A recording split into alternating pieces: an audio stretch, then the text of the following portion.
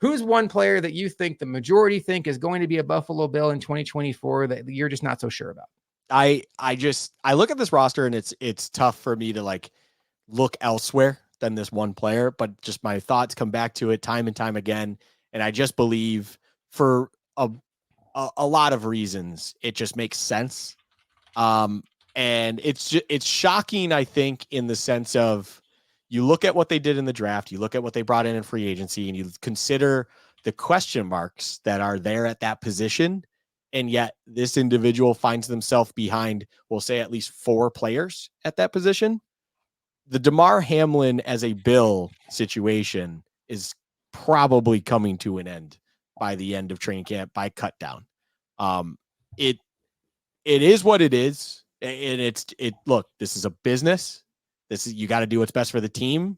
And I think when you even saw Damar Hamlin out on the field in whatever capacity it was, it's not like Damar Hamlin even we'll call it injury, was someone that was like, you had to have him on the roster. He was just a depth player who played pretty well, but overall there was a reason he was a depth player. Now I think we'll call it a little step back, and there's probably a little bit of tentativeness in his game and things like that in the very, very small amount we've seen since that, again, quote unquote, injury.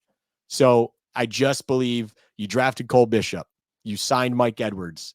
You brought in a D Delaney. You already have Taylor Rapp. Those are 4 safeties that I truly believe will be making the roster. So if that is the case, this is not a roster where you then have 5 safeties on it just because you want to hold on to Damar Hamlin. So realistically, he is your man out.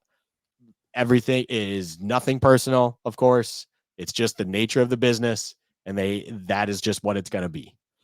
It's a hard conversation to have. It doesn't feel good to say it. I predicted he would miss the roster last year, and he made it, and good for him. I'm with you. I don't think he makes the roster. There's a reason why I let you go first, because if you hadn't said Damar Hamlin, you've been telling me offline. I knew, I had a feeling that's where you were going to go with this.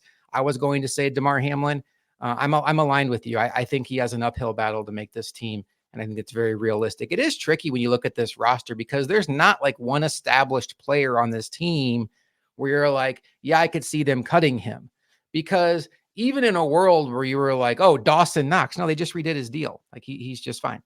Mitch Trubisky, no, he's dirt cheap. Like they're not going to get rid of Mitch Trubisky. It's just hard to find that guy. Maybe it's Kyer Elam, but I don't think so. They're not good at boundary corner, and I think they've had opportunity to trade Kyer Elam dating back to drafts and preseason last year. They believe in this kid, I think, enough that they're going to keep him around. My answer is going to be Sam Martin. I think Sam Martin had a down year last year.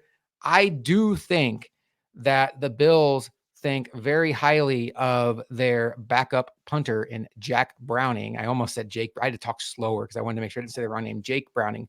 Jack Browning from San Diego State, who has a boomstick of a leg, who was the kicker and punter at San Diego State.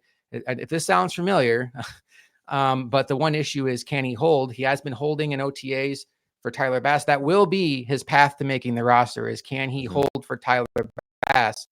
But I do think that coming in, he has the opportunity to take kickoffs off of Tyler Bass's plate, really allow Tyler Bass to focus on that field goal kicking aspect. And the reality is an undrafted punter is much, much cheaper than a veteran year-to-year punter. I absolutely could see Sam Martin not making this team. Final question, Luka, before we get out of here. Do you have anybody, if you don't, it's fine, that you think is going to be a surprise make of the roster?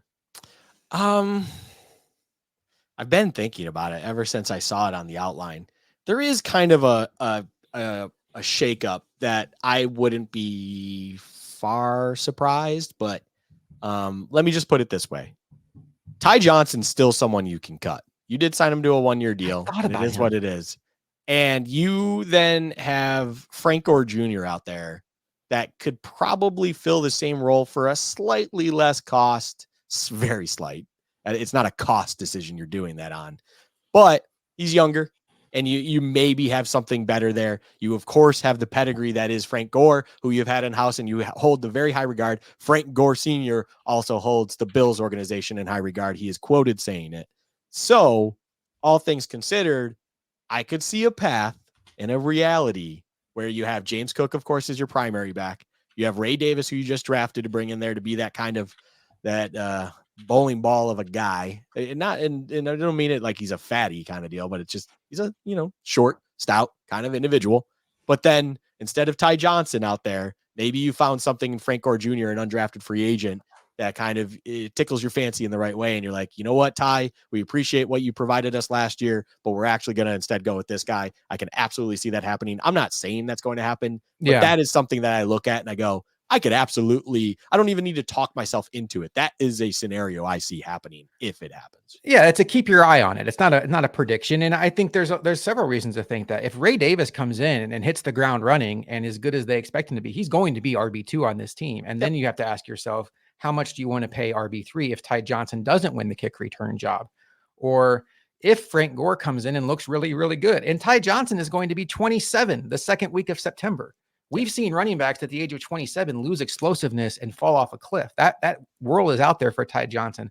I think that makes a lot of sense. And then so Frank Gore Jr. would be your surprise make of the team. I don't think this is a surprise anymore.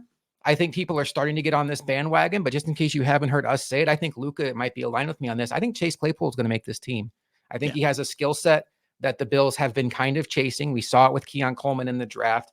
I think Chase Claypool is a talented player. I think he has at least a chance to impress and make the most of this last opportunity. I think Chase Claypool and MVS are going to be the 5th and 6th wide receivers to round out this roster. And I think that they both provide the Bills with something that the rest of the roster doesn't. Justin Shorter, neither one of us have him making the team. And I think both of us, even though he's a draft pick from last year, think so little of him, we didn't want to even call him a surprise cut at this point. It was just like, no, he's not going to make the team. Thanks for watching this clip from Bills Chat. For the full episode, you can find the link in the description. While you're here, we would love it if you took the time to like and subscribe. That way you'll never miss when we upload new content to Bills Chat on YouTube.